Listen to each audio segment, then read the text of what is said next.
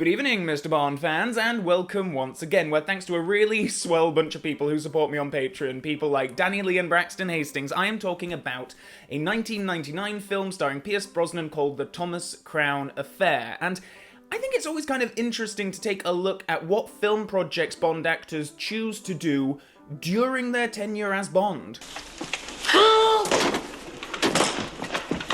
Are you all right? Yes, of course I'm all right. I'm examining the roof. Oftentimes you see them play roles far away from Agent 007, with Roger Moore appearing as Inspector Clouseau in a Pink Panther film, Daniel Craig as a villain in Tintin, and Sean Connery appearing as a poet in the American comedy A Fine Madness. Pierce Brosnan too had an eclectic bunch of roles during his tenure as Bond, including Mars Attacks, Robinson Crusoe, and Dante's Peak, so it's always slightly curious when a Bond actor chooses to take a break from the role of Bond by playing a suave, charming, debonair, yet somewhat rugged playboy, which is exactly what Brosnan is doing in The Thomas Crown Affair, a movie he produced through his Irish Dream Team production company. The film is a remake of a 60s movie starring Steve McQueen and Faye Dunaway, and I just want to put it out there up front, this video is not going to be comparing those two versions at all, frankly, because I haven't seen the original 60s version, but also because I want to use this review to focus on the quality of the 1999 film itself, and also specifically Pierce Brosnan's role in it. Why, at the peak of his power as Bond in 1999, he would choose to star and produce this film. Brosnan stars as Thomas Crown, an infinitely wealthy playboy who masterminds the theft of a super rare Monet painting from the Metropolitan Museum of Art in New York. Sent to investigate the disappearance of the painting is Catherine Banning, an insurance investigator played by Rene Russo, who works alongside the local law enforcement but is far from interested in justice, more in just doing the job that she's paid to do. The plot is full of twists and turns and developments, not all of them terribly convincing. I think that the leap that Banning takes to suspect Thomas Crown in the first place as being the person behind the theft is pretty massive, and I'm not sure that I buy it, but I do appreciate that the film keeps the pace up, and just when you sort of settle down thinking, I know exactly how this is going to go, it either accelerates your expectations or throws a real spanner in the works to keep you on your toes, which is great. Things quickly escalate into a romantic relationship between Crown and Banning, and this is the crux of the film. This blossoming romance in the middle of this cat and mouse game the two are playing, both knowing that the other person is onto them at various points, but carrying on with it anyway. They just like the thrill of it. May I ask you a very personal question? Oh, sure, by all means. Do you really think I'm going to sleep with the man I'm investigating? Is that the question? Yes, that's it. Now, why should I answer your question when you didn't seriously commit to my espresso? Even though Brosnan is the first build in the movie is named after his character, Rene Russo's Banning is the main protagonist of the film. Once she is introduced, the focus of the narrative is shifted over to her, and we, the audience, are with her on her journey throughout the film. We know that Crown stole the painting, and how. She doesn't know exactly how, but she just has to prove it, and despite us seeing what Crown does in the opening heist, the film still manages to create an air of mystery around his character, his motivations, and his relationship with this lady who looks a lot like one of those bald cats, don't you think? I think it's an impressive feat of construction, just to kind of like put an audience with a character like Thomas Crown, follow him, see what he does, and yet still maintain such a great air of mystery about him. Pierce plays the part brilliantly, and I may go so far as to say that this is the best performance I've ever seen him give. It's not necessarily a part written to have a great deal of range, but he conveys so much by doing so little, and manages to maintain an otherworldly air throughout the entire film. I can totally understand why Banning would be swept off her feet by this guy, and even though we certainly understand he's, more than just somewhat turned on by the cat and mouse game that they're playing, and he's also somewhat turned on by, dare I say, living on the edge. It's only by being on the edge that we know who we really are. Under the skin.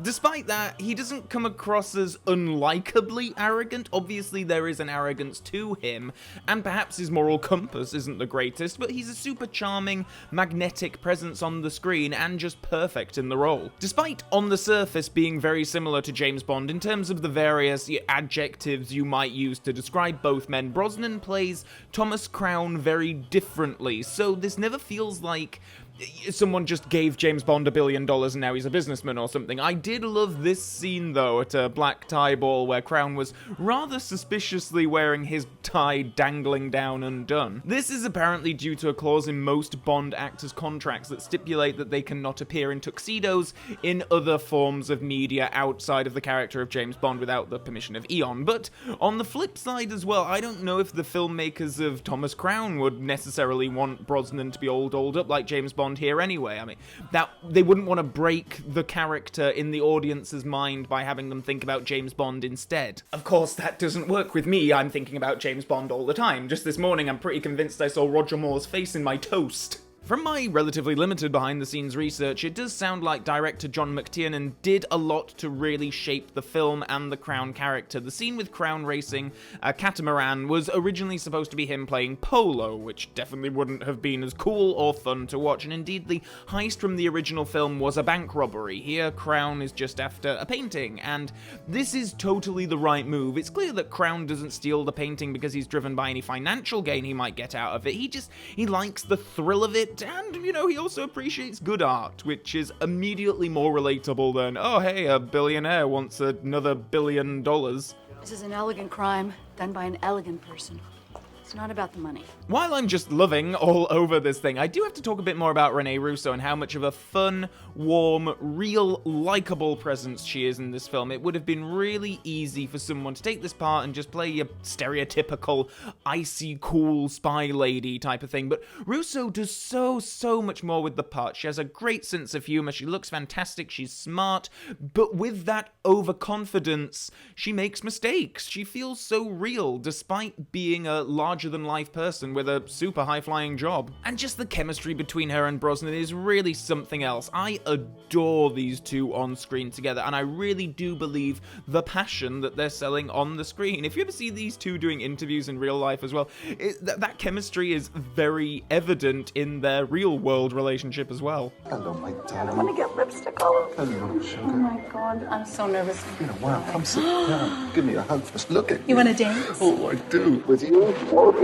I can't decide if I want them to adopt me, or if I want to be in a throuple with them. It's quite a steamy film, really, and Russo does a fair share of casual nudity, and the characters are at it like rabbits, even on a marble staircase, which I can't imagine being the most comfortable place to engage in such stuff, but it would be bloody cold. There are no extras on the Blu-ray of the film that I have, but I would love to see some behind-the-scenes outtakes of the pair getting into position to shoot that shot. I mean, it must have been an absolute nightmare. I've been deliberately vague on a lot of the plot details and twists because I think more people should see this film, and if you can go in just knowing the basics, like what I've talked about in this review, then I think you'll have a better time. But for those of you who have seen the film and know what I'm talking about, I just had a huge grin on my face for like the climax of the film. I think the last 20 minutes are just an absolute delight, full of surprise, full of invention, and it was a real kind of roller coaster, and I had no idea where it was going, and I loved it. There isn't much in the film that I didn't like, to be honest. There are occasional cutaways to Crown visiting his psychiatrist, played by Faye Dunaway, and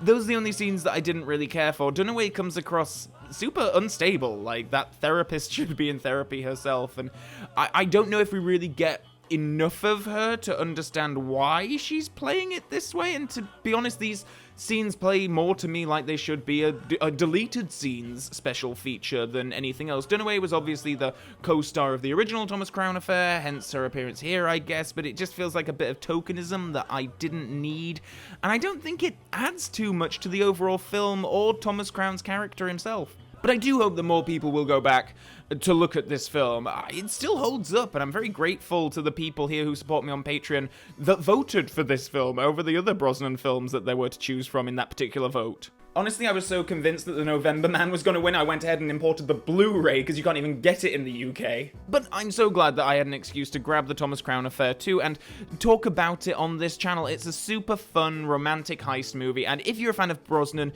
you'll get a lot out of it. But if you just like great, well-crafted cinematic entertainment with an engaging character drama at the core, you'll get a lot out of this too. Thank you, Patreon supporters, for voting for this film. I had such a great time watching it. It was such a delight, and I hope that for those of you out there who haven't seen it, I hope you have an opportunity to seek it out and watch it yourselves, especially if you're a Brosnan fan already. I think you'll definitely get something out of it. For those of you who have seen the film, please do let me know your thoughts in the comments section below, and also below in the description box you can find links to my various social media pages, my Twitter and my Facebook, and if you would like to go one step further in supporting this channel, then please do head over to my Patreon page for details there.